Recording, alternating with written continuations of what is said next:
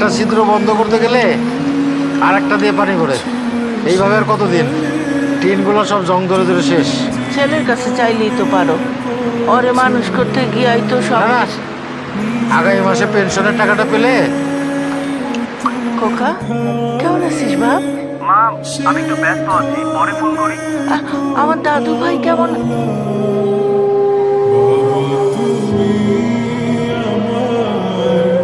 কেটে দিল।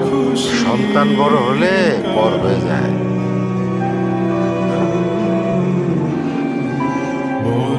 আমরা অযথাই চেষ্টা করি ধরে রাখার।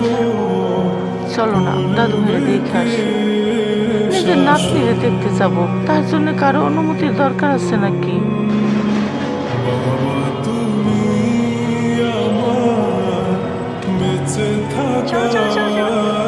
দাদু ভাই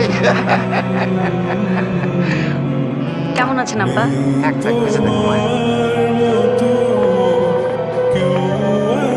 বাড়িটা খুব সুন্দর, ব্যবসা ভালোই চলছে না?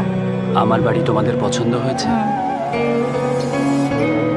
শোভনের বাড়ি তোমার পছন্দ হয়েছে? চলুন বাবা, ফ্রেশ হয়ে নিন।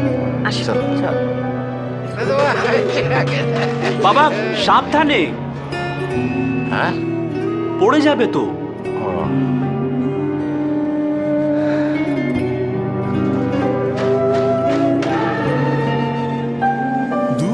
বাবা কি করতেছো? সাবধানে দরজা লাগাও। বাবা, আমার এই বাড়ির সমস্ত কিছুই অনেক দামি, তাই একটু সাবধানে।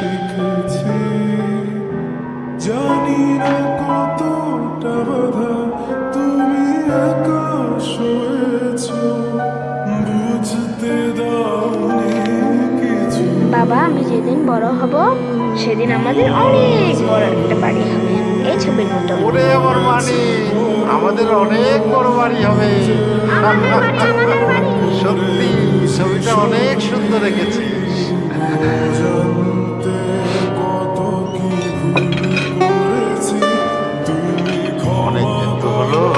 অনেকদিন হয়েছে। না না বাবা, আপনাকে আর কিছুদিন থাকতেই হবে। আর 2 মাস পরেই তো আপনার মেডিকেল চেক আপ আছে। আর সামনে ঈদ, এবার ঈদে গ্রামে সবাই মিলে খুব মজা হবে। কি মজা, দাদু বাড়ি যাবো। বাবা আর একটু খেয়ে নাও, এই যে অল্প অল্প, আর একটু, এটা শেষ করো। কিন্তু টিনের ছিদ্রগুলো তো বন্ধ করা হলো না। সেটাই তো ভাবছি, ওদেরকে কই যে রাখবো।